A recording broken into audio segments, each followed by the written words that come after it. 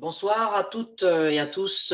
J'allais dire par habitude, merci d'être présent, mais bon, avec les conditions un peu particulières, voilà, on a été obligé de mettre ça par visioconférence. Donc, je vous remercie beaucoup de prendre le temps de venir m'écouter. J'espère que ça va pas couper. J'ai disons, des petites conditions environnementales un peu difficiles ici.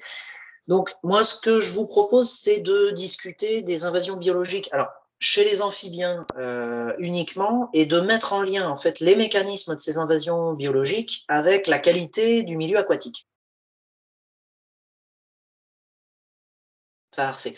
Donc voilà, donc on va d'abord parler de la dégradation des milieux en général, voir les différents types de dégradation, celles qui sont vraiment dues à une cause directe anthropique et celles qui sont indirectes, donc par l'apport d'espèces exotiques envahissantes, par des facteurs environnementaux, donc qui sont liés à l'homme mais pas directement. On va faire une petite présentation des principales espèces cibles des programmes en cours sur les amphibiens exotiques envahissants. Donc en France, il y a 2 espèces qui sont principalement concernées, ce qui ne veut pas dire qu'il n'y en a pas d'autres. On verra donc les facteurs qui peuvent favoriser la colonisation, l'implantation, la reproduction de ces espèces dans les milieux aquatiques. Également, qu'est-ce qu'on peut faire pour éviter une colonisation de ces espèces? Est-ce qu'il n'y a pas des aménagements spécifiques qu'on peut faire pour au moins réduire ce genre de soucis? Donc, on prendra un cas concret qui est pas très loin du Maine-et-Loire, qui est dans le nord des Deux-Sèvres, du côté de Faye-la-Besse, qui est un sujet sur lequel on travaille à partir de cette année. Et donc, on verra évidemment comment adapter sa gestion à ces espèces-là et à leur dynamique, alors qui est très particulière, on va l'aborder un peu plus tard, qui n'a rien à voir avec celle des espèces d'amphibiens locales. Marianne, faudrait qu'on ait un code pour passer. Mais là, je vois plus la caméra. Ah bon, je sais pas, je tape 3 fois ou c'est comme tu veux. Ça bug. Tu peux passer à la suivante. Hop là. Là, c'est bon. Merci à toi.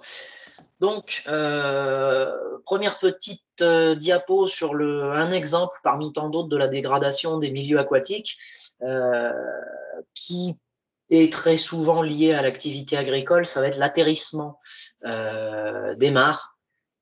On a aussi des gros problèmes évidemment avec le réchauffement climatique qui va favoriser, alors bon là c'est peut-être pas la meilleure période pour en parler parce qu'on est sous des trompes d'eau, mais qui va favoriser un assèchement précoce et prolongé des milieux aquatiques. Alors c'est très problématique surtout pour les amphibiens puisque tout le stade aquatique larvaire a quand même besoin d'un certain temps, les têtards, pour se développer. Donc, avec un assèchement précoce des points d'eau, on va avoir le risque que le développement puisse pas s'effectuer jusqu'au bout et donc qu'il n'y ait pas de recrutement, c'est-à-dire que les amphibiens se reproduisent à blanc. En gros, les adultes vont à l'eau, pondent, les têtards éclosent, mais n'ont pas le temps d'aller jusqu'à la métamorphose et donc il n'y a aucun jeune qui sort de l'eau. Donc c'est une année où il y a en fait pas de reproduction effective de l'espèce. Donc là, pour le petit exemple, c'est une mare en Mayenne qui était profonde d'1,20 m il y a encore quelques années. Et là, ce qu'on peut voir, c'est que c'est plus vraiment une mare, c'est de la boue, mais il n'y a plus vraiment d'eau à proprement parler. C'est une mare où il y avait 7 espèces d'amphibiens. Alors qui est en bord de boisement, donc il y a à la fois des espèces prairiales type pélodite ou crété et des espèces de milieux plus boisés. Il y avait la salamandre et le triton marbré notamment. Et on observe encore des adultes au printemps qui viennent jusqu'à la mare. Et voilà, c'est tout. Ils viennent jusqu'à la mare, ils se retrouvent là, il n'y a pas d'eau, donc ils ne peuvent pas assurer leur reproduction complète, ils ne peuvent pas pondre. Et donc, étant donné que la mare était assez déconnectée du reste du réseau, c'est une perte sèche pour ces populations qui doivent faire de tête plus de 850 mètres pour trouver une autre mare. Donc 850 mètres, dans le cas des oiseaux, des mammifères, etc., c'est pas problématique. Pour des animaux qui sont beaucoup moins mobiles, comme les amphibiens, ça peut représenter une distance qui est très complexe à franchir, d'autant plus si elle est disjointe par des infrastructures routières notamment. Donc on peut avoir en fait des pertes de population, c'est-à-dire des populations qui sont encore là pendant quelques années, dont les adultes reproducteurs vieillissent, mais qui n'assurent plus leur reproduction et donc qui finissent par disparaître localement, bien sûr. Donc si on peut passer à la suivante, s'il te plaît. C'est fait. Parfait. Donc là, magnifique. Alors, certaines photos sont pas très joyeuses, hein. Voilà, il y aura des photos avec des belles bêtes après, mais là, pour l'instant, on est plutôt sur les scénarios catastrophes. Donc là, on est en Sarthe. C'est un schéma classique, hein. Alors pas spécialement en Sarthe, hein, partout. C'est les déchets agricoles, les déchets de broyage, les déchets tout court, en fait, qui sont mis dans les mares parce que c'est plus simple que d'aller à la déchetterie qui est parfois très loin. Donc là, on a l'agriculteur qui a, j'allais dire coupé, qui a arraché une haie, des piquets de clôture parce qu'ils étaient dans la haie. Donc on voit pas trop bien, mais il y a tous les fils barbelés hein, qui sont dans le tas de bois là et qui les a mis dans la mare. Avec quelques tuyaux en béton parce que je sais pas, il devait en avoir sous le coude. Donc, qui a rajouté ça, et ça, pareil, hein, c'est évidemment, là, la mare a perdu 2/3 de sa surface en eau, donc évidemment, beaucoup moins de surface exploitable pour les amphibiens. Ça a complètement ravagé l'herbier, qui a une importance capitale, puisque l'herbier dans une mare, c'est le support de ponte de nombreuses espèces.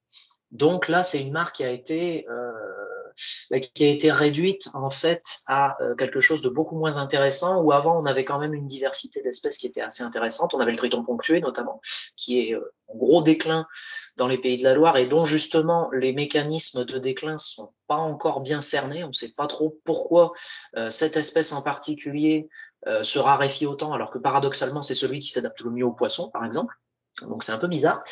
Et là, on a énormément perdu en diversité, sachant que voilà, dans la mare, maintenant, c'est grenouille agile, triton palmé, point barre.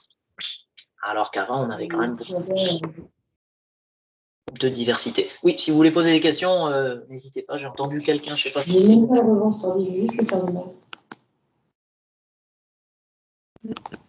C'est un micro qui n'a pas été éteint. Il y a une main qui s'est levée apparemment. Tu vois, les enfants, s'il te plaît? Non, tu veux pas? Non, parce que je suis plus proche. C'est bon, tout va bien.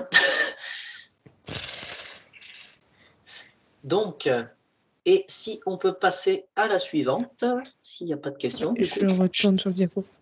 Ouais. Merci. Voilà.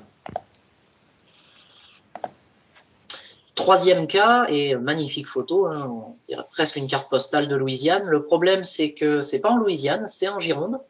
Ça va être l'introduction, alors attention, introduction, ça peut être volontaire, involontaire, etc., d'espèces exotiques envahissantes. Là, vous avez le magnifique exemple de la Jussie, qui a complètement colonisé un bras de la rivière la Leyre, qui coule donc du bassin d'Arcachon jusque dans les Landes et qui est classé rivière sauvage, donc qui est un label quand même assez prestigieux, hein, qui a été attribué qu'à une quinzaine de cours d'eau en France à l'heure actuelle, et qui donc, là vous voyez, normalement, tout ce qui est en Jussie, c'est en eau.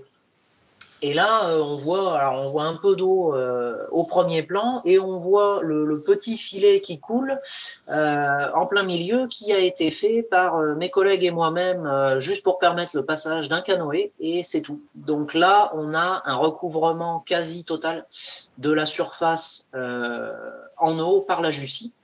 Et c'est très problématique parce qu'on n'a plus d'ensoleillement du tout qui arrive dans l'eau. Donc, on va avoir un gros souci sur les pontes des amphibiens qui arrivent encore à pondre sur cette zone-là. C'est que l'ensoleillement n'étant plus suffisant, la température de l'eau est quand même pas mal diminuée, notamment en début de saison, et on va avoir un retard, voire un arrêt du développement des embryons dans l'œuf. Donc, la reproduction est complètement décalée de plusieurs semaines, hein, parfois.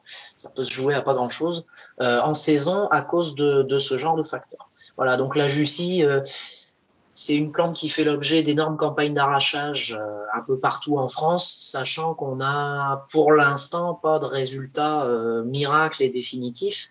Donc c'est quand même des moyens qui sont conséquents, surtout humainement et techniquement, aussi financièrement bien sûr, pour essayer de lutter contre ça et de réouvrir les plans d'eau. Mais on peut arriver à une dégradation du milieu non seulement très rapide, mais définitive. Donc là, pareil, de nombreuses espèces d'amphibiens. On avait triton marbré qui pondait. Sur les bords, on avait salamandre tachetée, etc. Et en fait, tout ça, ça a déserté la zone, puisque le milieu était plus favorable du tout au développement des larves de ces espèces-là. Donc, si on peut passer à la suivante. Voilà. Alors là, selon l'écran que vous avez, si vous avez un 13 pouces, vous devez à peu près voir la grenouille taureau en taille réelle. Voilà, donc c'est pas spécialement rassurant, hein. C'est une espèce qui fait jusqu'à 25-30 cm et qui peut peser jusqu'à 1,5 kg, donc c'est un très gros spécimen. Donc là, c'est une des 2 espèces cibles d'un programme en cours qui s'appelle le Life CROA. Bon, le jeu de mots est un peu facile, mais voilà, c'est donc Control Strategies of Alien Invasive Amphibians, donc stratégie de contrôle des amphibiens exotiques envahissants. Ça va être une espèce qui, elle, par contre, a colonisé le milieu que je viens de vous montrer, donc avec toute la Jussie, puisque c'est un type de milieu qui lui correspond tout à fait, c'est un type de milieu qu'elle va privilégier même, puisque ça correspond à son biotope dans son milieu d'origine, donc plutôt bassin du Mississippi, etc., etc. Et c'est une espèce qui pose de très très gros problèmes pour 2 raisons. Il y a un impact direct sur les amphibiens locaux, donc par prédation bien sûr, par compétition aussi pour les ressources en nourriture du milieu, sachant qu'une grenouille taureau, c'est capable d'avaler des animaux qui peuvent faire la taille d'un merle noir ou d'un martin pêcheur, donc c'est tout ce qui est plus petit que ce genre d'animaux constitue potentiellement une proie.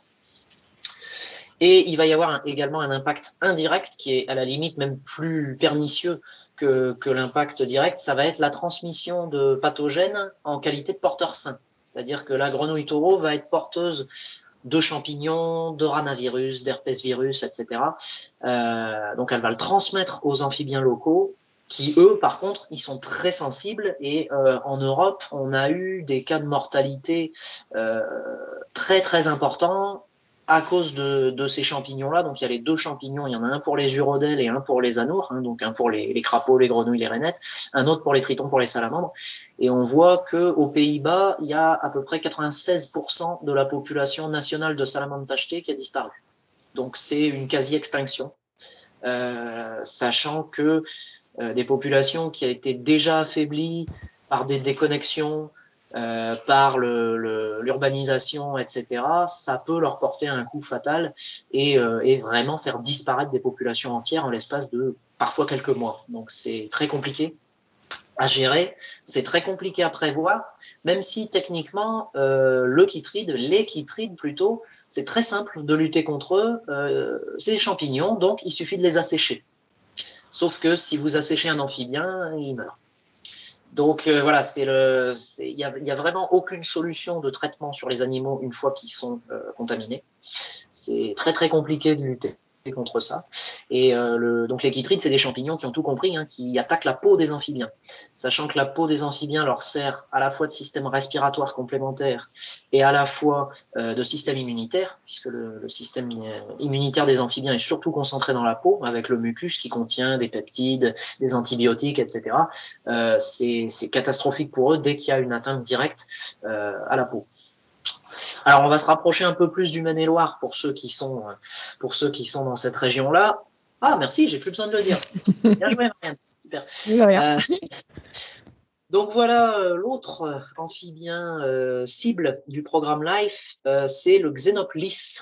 Alors ça, c'est une espèce que globalement, vous ne pouvez pas confondre avec une autre, hein. Ça ressemble à rien de ce qu'on peut trouver à l'état naturel en Europe. C'est de la famille des Pipidés, donc c'est une famille qui est répandue en Amérique du Sud et en Afrique subsaharienne. Là, en l'occurrence, le Xénop, on le trouve surtout en Afrique du Sud et en Afrique centrale. Et alors, comme la grenouille taureau, c'est une espèce qui a été introduite en France vers la fin des années 70 et qui pose à peu de choses près les mêmes problèmes, hein. C'est-à-dire qu'on va avoir un impact direct par prédation et on va avoir un impact indirect par transmission de pathogènes. Donc le point d'introduction du Xénop est situé dans le nord des Deux-Sèvres, hein, du côté de Bouillé-Saint-Paul, pour vous situer un petit peu ça géographiquement. Donc ça, c'était 1978. Bouillé-Saint-Paul, sachant que maintenant le Xénop est rendu après Nantes. Donc pour vous donner une idée de la rapidité de la colonisation de cette espèce, ça peut être entre 4 et 7 km par an. Donc pour un amphibien, c'est énorme. C'est une capacité de dispersion qui est absolument hallucinante, sachant que c'est une espèce qui est très aquatique, hein, comme vous pouvez le voir, les pattes arrière sont très palmées, c'est tout plat, très hydrodynamique, ça a une ligne latérale, comme les poissons, donc je ne sais pas si on peut le voir sur la photo, mais c'est des espèces de petites coutures sur les flancs qui lui permettent de sentir les vibrations de l'eau. C'est vraiment une espèce qui est très difficile à déceler tant qu'on n'a pas des grosses densités dans un plan d'eau. Donc en général, quand on s'en aperçoit, c'est qu'il y a déjà eu des reproductions et donc qu'il est entre guillemets trop tard pour juste intervenir et libérer le plan d'eau facilement. Donc ça a un énorme impact sur les tritons notamment. Sachant que les plans d'eau où il y a le xénope, il n'y a plus aucune reproduction de tritons quasiment, puisque le xénope va aller carrément chercher les œufs des tritons dans les plantes aquatiques et va manger les larves. Donc on va avoir un impact qui est quand même assez conséquent, sachant que l'espèce peut se trouver en densité très très importante. Il y a certains plans d'eau du côté sud-Maine-et-Loire, nord des Deux-Sèvres, où on peut sortir à la nasse 1 millier de spécimens par jour. On revient le lendemain, on repose des nasses, on en a à nouveau 1 millier, quoi. Donc c'est très très compliqué parce que c'est un plan d'eau parmi tant d'autres. Donc on peut pas évidemment être actif sur tous les fronts. Et pendant ce temps-là, l'espèce colonise de plus en plus en suivant donc les cours d'eau principaux, la Loire, l'Erdre. La Loire, on pensait que ça allait faire office de barrière pendant un moment. En fait, ça lui a plutôt fait office d'autoroute. Donc il s'en est servi pour aller plus loin, plus vite que ce qu'on avait pu penser. Voilà pour le xénope. Hop. Donc là, hop, vous avez un plan d'eau qui est un plan d'eau artificiel pour l'irrigation des cultures en Gironde et qui est un gros site de reproduction de la grenouille taureau. Donc ça, c'est pour le petit exemple. Globalement, ce qu'on peut retenir, c'est que les amphibiens exotiques envahissants, alors en tout cas le xénoplis et la grenouille taureau, vont préférer pour leur reproduction des milieux artificiels, des milieux dégradés, des milieux anthropisés, et vont délaisser les jolies mares de bocage bien végétalisées, bien ensoleillées, peu profondes, etc. Donc, c'est bien et c'est pas bien, et on va voir un petit peu en développant pourquoi et ce qu'on peut faire pour ne pas favoriser ça. Donc, hop, si on peut passer à la suivante, merci. Voilà, donc le principal facteur qui va favoriser la colonisation d'un plan d'eau ou d'un réseau de plans d'eau par les amphibiens exotiques envahissants, ça va être avant tout la connectivité. Si, comme sur la photo, vous avez, là en l'occurrence c'est une mare dunaire en Vendée, qui est complètement déconnectée du réseau, qui est perdue en pleine arrière dune grise, vous avez peu de chances évidemment, que la grenouille taureau ou le xénoplis arrive dedans de manière spontanée. Alors, il peut toujours y avoir des déplacements involontaires d'espèces, hein, on reviendra là-dessus après, parce que ça a vraiment été un gros problème, notamment sur la grenouille taureau dans certains coins de France, mais la connectivité, c'est le facteur principal. Alors, connectivité par les milieux aquatiques, connectivité par les haies, également, qui font office de corridor écologique pour le déplacement des espèces, sachant que les amphibiens, même si on parle d'espèces peu mobiles, évidemment en comparaison aux oiseaux ou aux mammifères, c'est évidemment le cas, mais ça peut quand même franchir des distances assez considérables, même des petites espèces, puisque la grenouille de l'Essona, par exemple, qui est notre grenouille verte originelle, peut, pour sa dispersion, faire jusqu'à 13 km entre l'endroit où elle est née et elle est sortie de l'eau et son site de reproduction une fois adulte. Donc à la maturité sexuelle, qui est environ à 2 ans chez la Lessona, elle peut avoir fait jusqu'à 13 km. Donc pour un animal qui est aussi petit, c'est quand même très conséquent, à condition, bien sûr, d'avoir les corridors écologiques pour effectuer les déplacements de manière fluide. Si on peut passer à la suite. Merci. Voilà. Et donc le deuxième facteur important, ça va être les milieux dégradés. Alors pourquoi les milieux dégradés sont aussi prisés par ce genre d'espèces? Il y a plusieurs raisons. De prime abord, ce sont des espèces qui, vu qu'elles sont classées exotiques envahissantes, ont à la fois un fort pouvoir d'adaptation, un fort pouvoir de dispersion et une dynamique de population relativement élevée. Si on prend la grenouille taureau, on s'aperçoit que c'est une espèce donc qui est originaire du bassin du Mississippi, où alors les hivers peuvent à la fois être très rigoureux et les étés vraiment très chauds, presque tropicaux. Donc il y a une très grande amplitude écologique.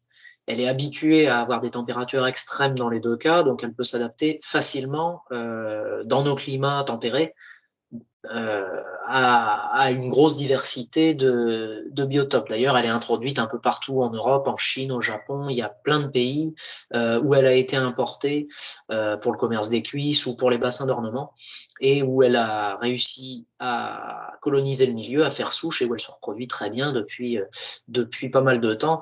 Donc les plus anciennes introductions, c'est dans la vallée du Pô, dans le nord de l'Italie, et ça date d'il y a plus de 120 ans. Donc, elle y est toujours, ça marche toujours aussi bien. Donc, techniquement, c'est vraiment une espèce qui évolutivement est très favorisée et se débrouille très bien. Le problème, c'est quand elle est dans un biotope qui n'est pas le sien à l'origine, elle n'a pas de régulation comme elle peut l'avoir dans son milieu d'origine, puisque on retrouve pas les mêmes communautés de prédateurs. Hein. Le principal prédateur dans le bassin du Mississippi de la grenouille taureau, c'est l'alligator d'Amérique. Voilà, donc je laisse à tous les gens réfléchir 2 secondes, pourquoi on met pas des alligators d'Amérique dans la Garonne, voilà. Et ça a été suggéré. Heureusement, ça n'a pas vu le jour, mais voilà, déjà éthiquement parlant, on résout pas le problème d'une espèce exotique envahissante en mettant une autre plus grosse derrière, et surtout. Bon, l'alligator, il va pas faire la différence entre une grenouille taureau ou autre chose. Donc, il va pas prédater que ça. Il va avoir un impact sur d'autres espèces. Et surtout, même, admettons, ça marche. Qu'est-ce qu'on fait des alligators ensuite? Donc, en ce qui concerne le milieu, on va avoir une grosse prédilection donc pour les bassins d'autoroute, pour les bassins d'orage et pour les gros bassins agricoles dans le cas des 2 espèces. Donc, pourquoi une telle prédilection pour ce genre de milieu également? Chez le xénope, ça va surtout être indispensable à sa reproduction, puisque les têtards de xénope nagent en banc, c'est des têtards filtreurs, donc ils vont nager dans une grande masse d'eau pour pouvoir se nourrir correctement, et ça c'est pas possible dans des petites mares très végétalisées, puisqu'il n'y a pas assez de lames d'eau pure, ça va être trop compliqué pour eux de trouver à manger. Donc on peut les retrouver dans des petites mares végétalisées, etc. Mais ça va être ce qu'on appelle des mares étapes, c'est-à-dire que les animaux vont utiliser ces mares comme étapes, y rester quelques semaines, et puis dès qu'il y a une grosse pluie, ils vont sortir, ils vont passer à la suivante, etc. Mais ça va pas être des mares où ils vont se reproduire.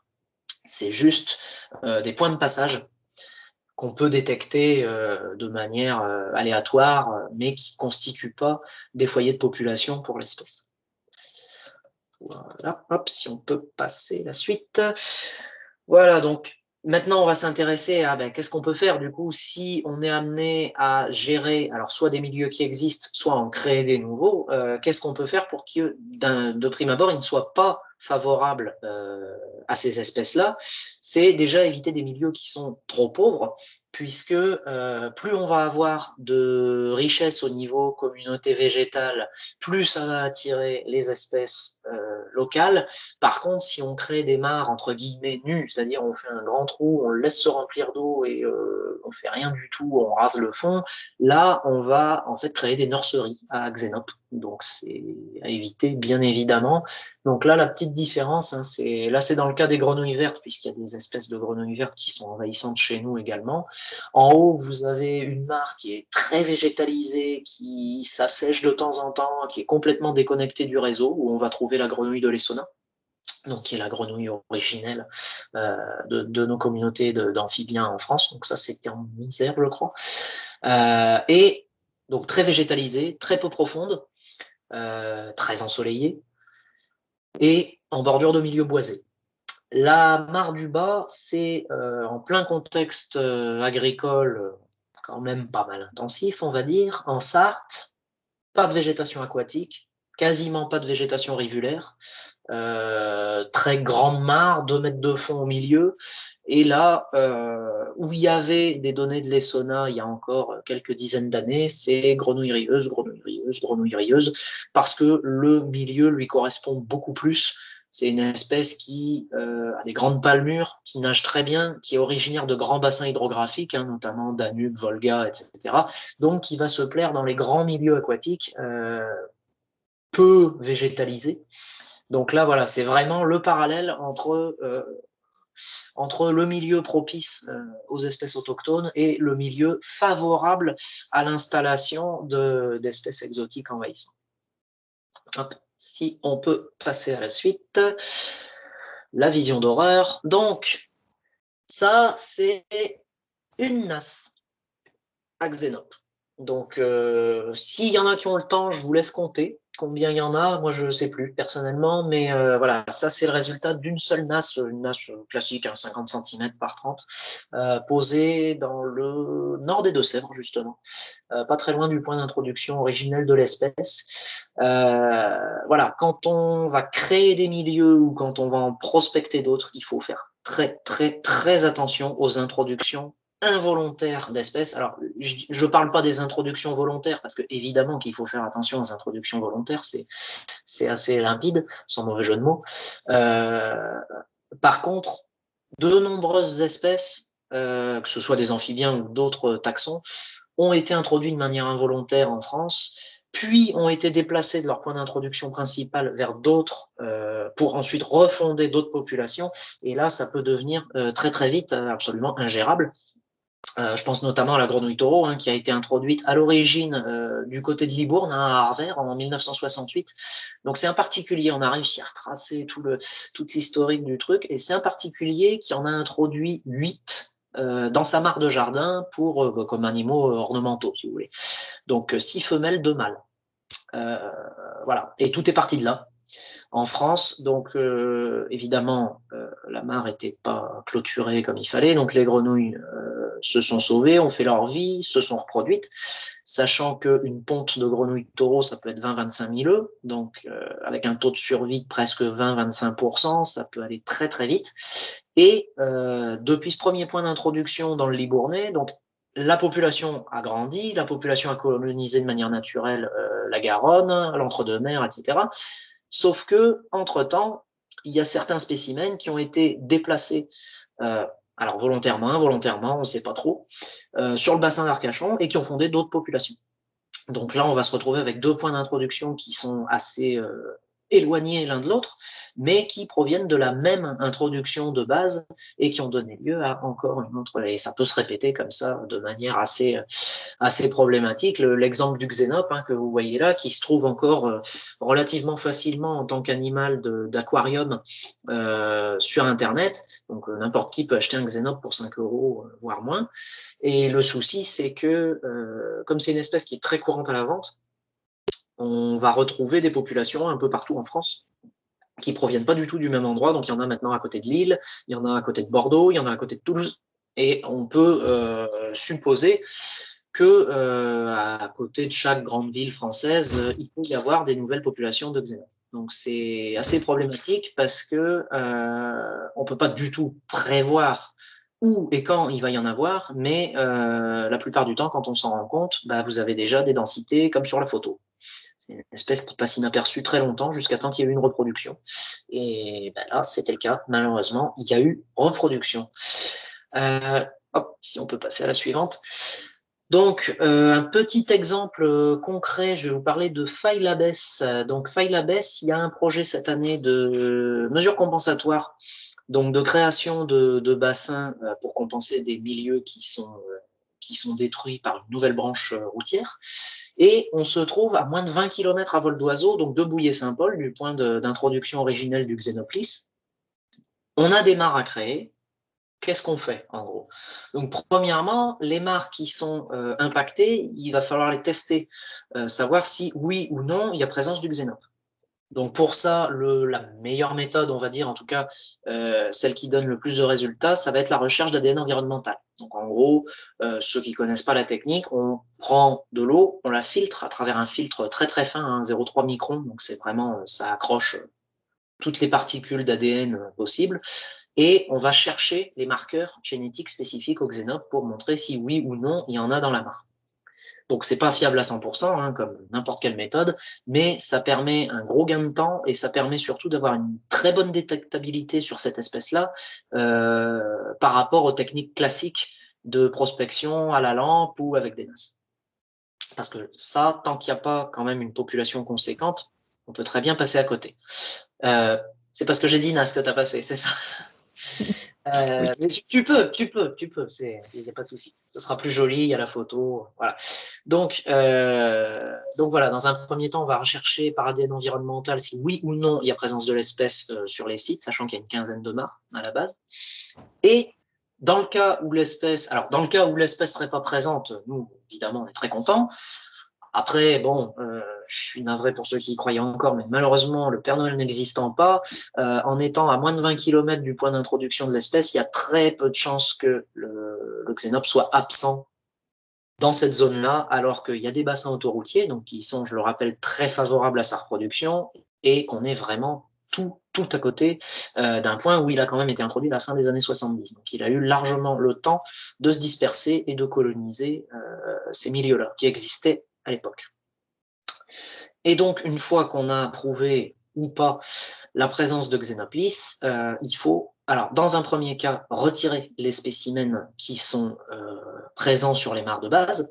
Donc, ça va être du piégeage classique par NAS, comme vous voyez sur la photo. Donc, une NAS classique, un type NAS avec revis, donc 2 entonnoirs, un appât au milieu. Alors, l'avantage du Xénope, c'est qu'on peut mettre absolument tout ce qu'on veut dedans.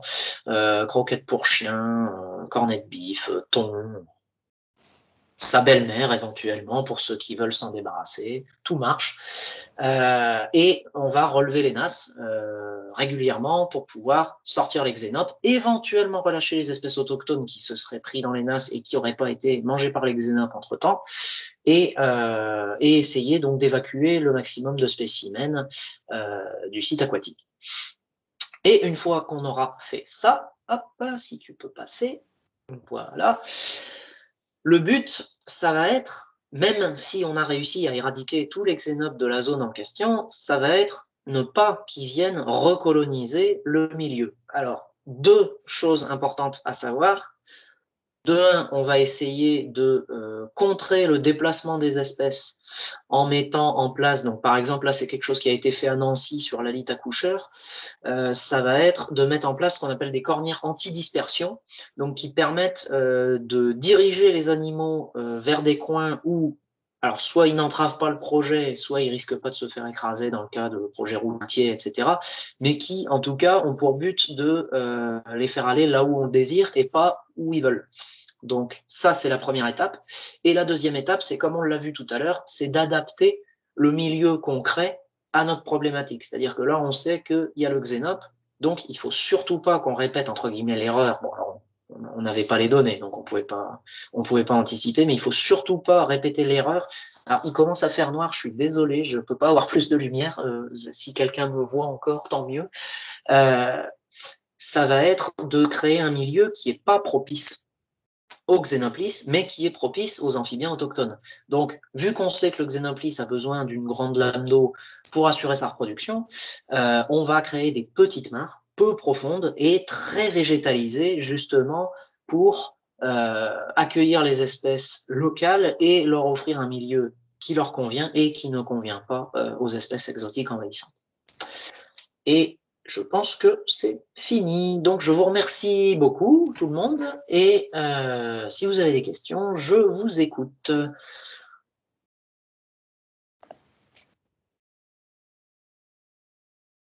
Merci Martin. De rien, Sylvain. Merci. On a une question sur le tweetback. On en a 2 même. On en a une 2. Première, une personne qui demande en temps normal, les amphibiens sont protégés en milieu naturel. Donc il y a une interdiction de les prélever. Est-ce que c'est pareil pour le xénope? Alors non, c'est pas pareil pour le xénope, fort heureusement. Le xénope a un statut, alors il a un statut un peu particulier, mais il a bien évolué ces 2 dernières années justement grâce au programme LIFE. C'est-à-dire que maintenant, le xénope, il n'est pas considéré de toute façon à la base comme une espèce autochtone, donc il n'est pas protégé en France. Par contre, étant donné qu'il est classé comme espèce exotique envahissante, il est interdit de transport vivant, il est interdit de mise en vente, il est interdit de détention sans avoir ce qu'on appelle un certificat de capacité, une autorisation d'ouverture d'établissement, donc en fait sans avoir passé une certification qui atteste que nos installations sont sûrs en cas d'évasion, etc. Donc, le Xenop, une simple, entre guillemets, attestation, dérogation de piégeur, comme pour le ragondin par exemple, suffit à avoir le droit de mettre des nasses dans un plan d'eau pour capturer les xénopes et pour pouvoir les euthanasier par la suite. Pareil pour la grenouille taureau, hein, d'ailleurs. Ok, merci. Et justement, il y avait une deuxième personne qui demandait ce qu'on faisait des xénopes et même des autres espèces qui sont capturées. Qu'est-ce qu'on en fait? Est-ce qu'on en profite pour faire un prélèvement d'ADN? Est-ce qu'on les dissèque? Ou encore une autre chose? Alors, déjà avec une petite sauce à l'ail, ça peut être très bon. Non, je plaisante, hein, c'est dégueulasse le xénope, croyez-moi. Non, on peut s'en servir éventuellement pour faire de la génétique, effectivement, pour voir dans le cas d'une nouvelle population, à quelle autre population elle se rattache pour qu'on essaie de comprendre comment elle est arrivée là. La plupart du temps, les spécimens sont euthanasiés. Alors, ça dépend. Pour le xénope, c'est surtout euthanasié par congélation. Puis, on fait appel à un équarrisseur qui va se déplacer, récupérer les animaux et les incinérer. Voilà, donc la plupart du temps, on va garder que quelques spécimens, parce que surtout pour le xénope, vu le nombre qu'on peut récupérer, c'est absolument colossal hein, comme quantité d'animaux. Donc il y en a quelques-uns qui vont servir à des études génétiques ou effectivement à disséquer pour étudier les contenus stomacaux et voir quelles espèces y prédatent. Ça, c'était surtout au début. Maintenant, on a une relative bonne idée de ce qu'ils exercent comme prédation et sur quelles espèces. Mais on va avoir un nombre très très important d'animaux qui vont partir à l'équarrissage dans ces cas-là. Merci. On a une autre question. Alors, je vais la poser, mais je ne sais pas si c'est exactement ce que la personne demandait. En gros, s'il y a un projet qui doit être fait sur un territoire et qu'il y a une présence d'espèces exotiques envahissantes certifiées, est-ce que le projet peut ne pas se faire? Alors en général, c'est entre guillemets plutôt l'inverse, puisque c'est des espèces qui sont pas protégées, ça peut pas annuler le projet. Par contre, ça impose aux gestionnaires et ou aux propriétaires du site d'intervenir par rapport à ces espèces-là. C'est-à-dire que demain, si, je sais pas moi, l'entreprise, le faisan qui tousse veut faire des mares à un endroit et qu'il y a présence de la grenouille taureau, ils sont obligés soit d'intervenir eux directement, soit s'ils n'ont pas les dérogations et ou les compétences, de faire intervenir quelqu'un pour enlever la grenouille taureau. Voilà, quand on a ce genre d'espèces exotiques envahissantes classées entre guillemets suffisamment haut dans la législation des espèces invasives, on est obligé d'intervenir dessus pour limiter leur colonisation, limiter leurs impacts, etc. D'accord. Il y a à ce sujet, il y a une personne qui, bon, d'abord te remercie pour ta présentation. Et ensuite, merci à elle. Elle propose une question. Pourquoi ne pas renvoyer les espèces exotiques envahissantes dans leur pays d'origine? Ah, alors sur le fond, je suis entièrement d'accord. C'est le mieux qu'on pourrait faire. Ça, c'est le top de l'idéal. Parce que niveau financier, c'est absolument impossible. D'une part. D'autre part, en les renvoyant dans leur milieu d'origine, on pourrait avoir en fait un très grave impact, puisque certes, elles sont originaires de là-bas, mais en étant ici, elles auraient pu développer des pathologies, même en tant que porteurs saines, typiques de l'Europe. Donc je prends l'exemple de la grenouille taureau, elle aurait pu acquérir une résistance à des pathologies typiquement européennes. Si on la déplace, qu'on la remet aux États-Unis et où elle transmet ces pathologies européennes à des amphibiens américains qui sont pas du tout préparés à ça biologiquement, ça pourrait être une grosse catastrophe sanitaire. Alors, je ne sais pas si le terme est très bien utilisé en ce moment, mais ça pourrait avoir un impact très très grave sur les espèces locales. Donc, ça marche dans les deux sens, par contre. À propos d'impact, oui. Quelle est la sanction pour une personne si elle est surprise, j'ai envie de dire, en train de dégrader une mare Ou dedans, il y a des amphibiens, bien sûr, protégés. Alors là, c'est un peu compliqué parce que si c'est de la dégradation volontaire, en tout état de cause, en sachant qu'il y a des espèces protégées dedans, donc tout ça, il faut pouvoir le prouver en plus, hein, ça peut aller jusqu'à 9 000 € d'amende pour destruction volontaire d'espèces protégées. Et 1 an et demi de prison avec sursis pour un particulier. Donc, évidemment, ce sont des peines et des tarifs qui sont jamais appliqués, puisque la plupart du temps, les gens sont de, entre guillemets, bonne foi, c'est-à-dire que ne savaient pas qu'il y avait des espèces protégées ou ne savaient pas que les amphibiens étaient intégralement protégés, etc., etc. Donc, la plupart du temps, c'est, comment dire, c'est plus souple que ça au niveau législatif, mais sur le papier, on peut risquer ça. Et pour les entreprises qui commettraient le même genre de délit, donc destruction volontaire d'espèces protégées, ça peut aller jusqu'à 150 000 € d'amende, ce qui est beaucoup plus conséquent. Et après, est-ce qu'on a une différence en fonction du statut de l'espèce? Parce elles sont toutes protégées. Mais en termes de, on a quand même une différence. La salamandre tachetée, elle est quand même moins protégée que la salamandre de Lanza. Oui, tout à fait. Après, normalement, et je dis bien normalement, on n'est pas censé faire de distinction entre la destruction d'une station de crapaud épineux et une station de grenouilles des Pyrénées. Après, d'un point de vue biologique, évidemment, alors même si c'est pas très éthique de dire ça et que c'est très spéciste, c'est plus grave entre guillemets de détruire une station d'une espèce qui est présente sur quelques kilomètres carrés plutôt qu'une espèce qui est présente dans absolument toutes les mailles françaises. Normalement, selon la loi, il n'y a pas de différence entre la destruction d'une espèce très haut placée dans la protection et classée au minimum.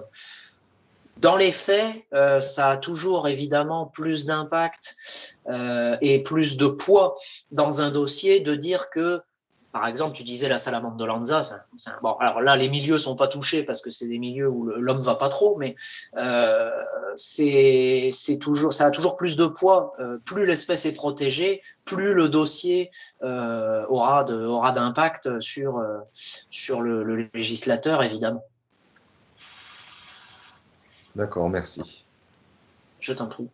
Et donc, est-ce que tu aurais des études, finalement en tête, des études qui finalement auraient pour résultat que les oiseaux, par exemple, peuvent agir en termes de régulation sur ces amphibiens envahissants?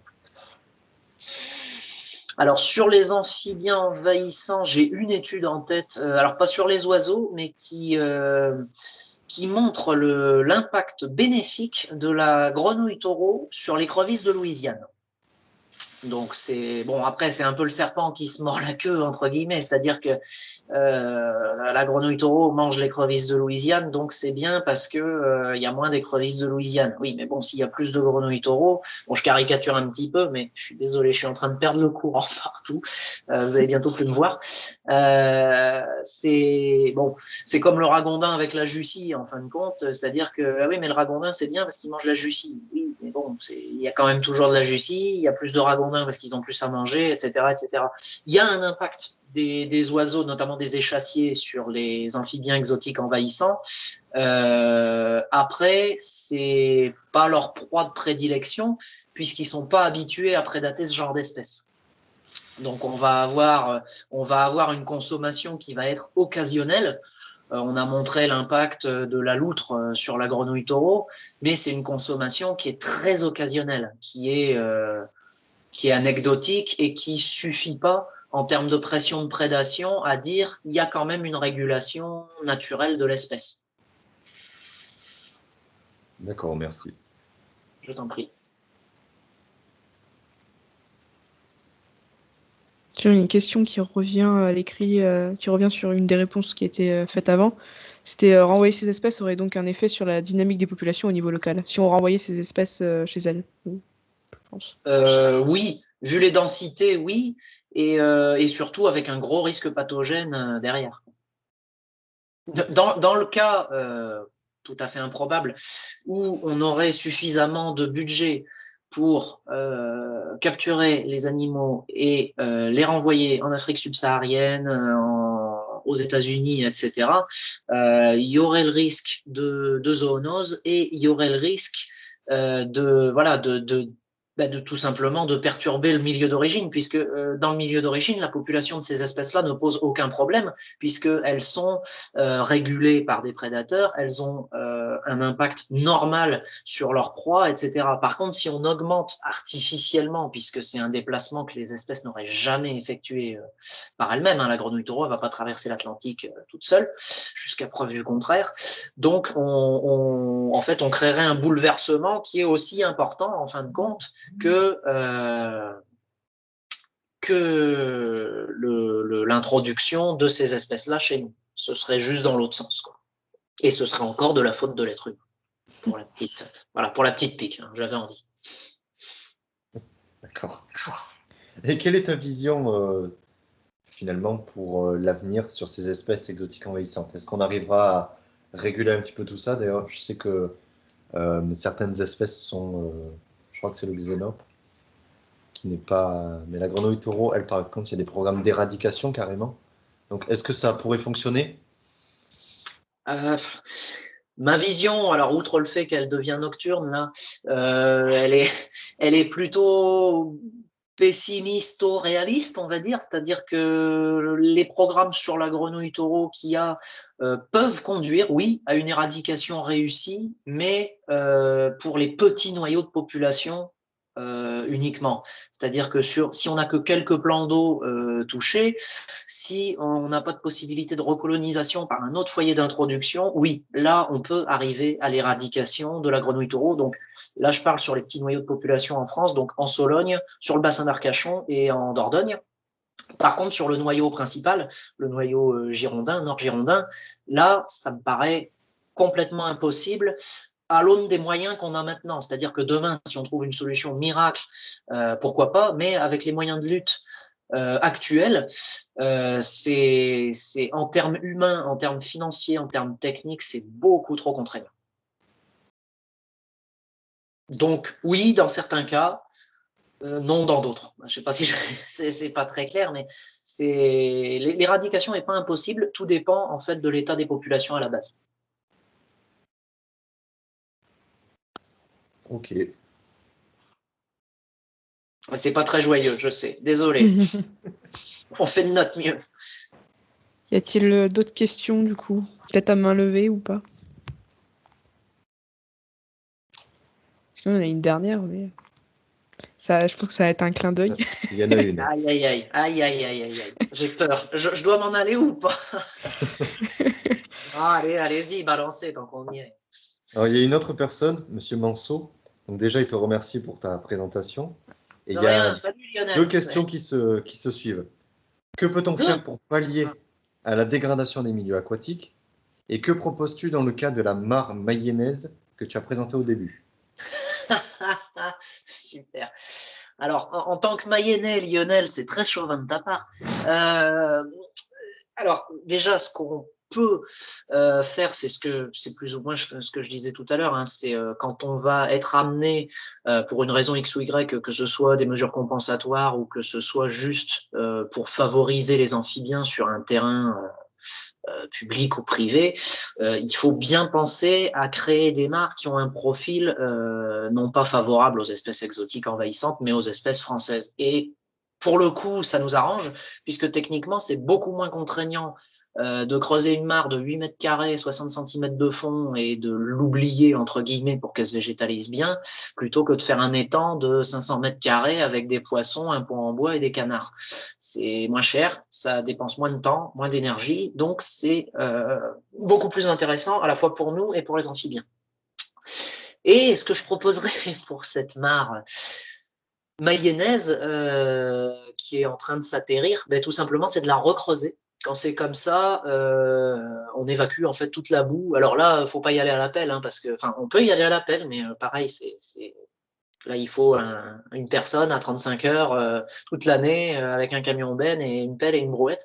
Donc là, avec une mini pelle, avec un godet de pelleteuse, on va évacuer la boue. On va tenter de damer un petit peu le fond pour que l'eau puisse rester plus facilement. Éventuellement mettre une bâche, ce qu'on appelle une bâche EDPH, c'est une bâche étanche qui peut permettre de pas perdre en fait trop d'eau si le sol est trop absorbant, si c'est sableux par exemple, etc. Bon, c'est pas trop le cas dans ce coin-là de la Mayenne, mais voilà, ça c'est des choses qui peuvent être faites. Et pareil, bien la laisser se végétaliser, donc essayer de pas tout raser au niveau des bords, de laisser la végétation rivulaire, aquatique et semi-aquatique recoloniser normalement le milieu, voire en apporter. C'est possible aussi. Alors, évidemment, des espèces locales, faut pas créer les mêmes erreurs en mettant des papyrus et puis des herbes de la pampa. Mais voilà, c'est quelque chose qui peut être fait avec, en fait, assez peu de moyens, quoi. Et la terre qu'on enlève de la mare, après, on en fait quoi? On peut l'épandre dans Alors, la parcelle agricole? on peut l'épandre dans la parcelle agricole, sauf bien sûr s'il y a présence d'espèces exotiques envahissantes potentiellement porteuses du chytride, auquel cas il faut d'abord la chauler. Donc ça, c'est quelque chose qui est fait déjà pour les mares où le Xenoplis est présent. Les boues, en fait, sont traitées, sont chaulées et sont ensuite épandues dans les champs pour ne pas risquer, évidemment, retransmission de chytridiomycose, de ranavirus, d'herpès virus, de toutes ces joyeusetés. Là. Okay. Et moi, j'avais une question à propos du sonneur à ventre jaune. Oui. Finalement, comment je crois qu'il est inféodé à certaines petites zones humides. Mais du coup, ces petites zones humides, elles sont vouées à disparaître. Donc, les populations sont aussi vouées à disparaître ou à se déplacer, non? Oui, alors le sonneur, il est un peu particulier. Il adore les ornières. Il adore les ornières tout simplement parce qu'il a quasiment pas de concurrence dedans et il n'y a pas de poisson, donc c'est plus simple entre guillemets pour lui. Mais le sonneur, il a un gros avantage, c'est qu'il vit très longtemps. Un sonneur, ça peut vivre 25-30 ans. Et donc, en cas d'absence de milieu favorable à sa reproduction, il est capable de patienter. Et on a des données comme ça où pendant 10, 12, parfois 15 ans, on n'a pas vu de sonneur dans un boisement. Et d'un seul coup, on devait aller couper du bois. Donc, il y a les tracteurs qui sont passés, qui ont créé des ornières. Et là, vroom, explosion de sonneurs, il y en avait partout. Alors, ils ont toujours été là, bien sûr, ils sont pas sortis du néant, mais ils attendaient, en fait, tout simplement que les conditions soient à nouveau favorables pour se reproduire.